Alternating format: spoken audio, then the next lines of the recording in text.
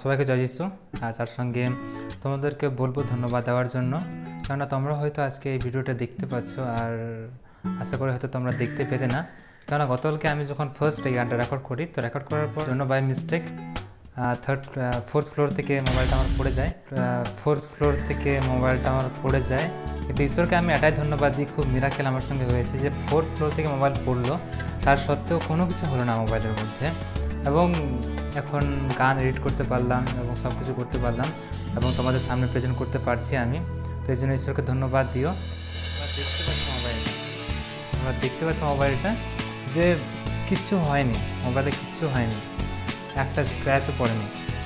তো এই জন্য ঈশ্বরকে আমি অনেক ধন্যবাদ দিই, কেননা আমি বিশ্বাস করি আমরা যে ঈশ্বরকে আরাধনা করি, যে ঈশ্বরকে আমরা বিশ্বাস করি, সে হচ্ছে এমন ঈশ্বর যে পৃথিবীতে হয়তো তিনি অনেকজনকে মৃত্যু থেকে জীবিত করেছিলেন, কিন্তু তারা আবার মরে গেছিলো। কিন্তু মিরাকেল হচ্ছে এটাই যে তিনি মারা গেছিলেন, তিনি কবরস্থ হয়েছিলেন, আবার 3 দিন পর তিনি উঠেওছিলেন এবং ওঠার পর তিনি আর কখনো মরেননি, আর এখনও তিনি জীবিত আছেন।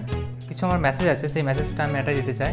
আমাদের ঘরে যখন আমরা প্রার্থনা করছিলাম আজকে, তো তখন দাদা বলছিল আমাদেরকে যে যখন যীশু খ্রিস্ট ছিলেন এই পৃথিবীতে, সেই সময় একটা নিয়ম ছিল যে জমিদার লোক যখন খেতে বসতো তার লোকেদেরকে নিয়ে, তখন সে একটা সাইন দেখাতো খাওয়ার পর।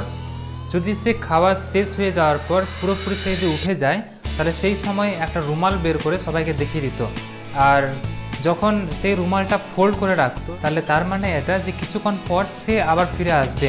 তো আমি ঠিক ওই রকমই বলতে চাই যে আমাদের প্রভু যীশু খ্রিস্টের যে কবর ছিল, যেখানে তাকে কবর দেওয়া হয়েছিল, সেই জায়গাটায় লাস্ট যখন তারা মরিয়মটা যখন ওখানে গেছিলো, যাওয়ার পর ওখানে দেখতে পায় যে ফোল্ড করে সে রুমালটা রাখা ছিল একটা, এটা তার মুখের উপরে এটা দেওয়া হয়েছিল। ওখানে বাইবেল ওরকম লেখা আছে।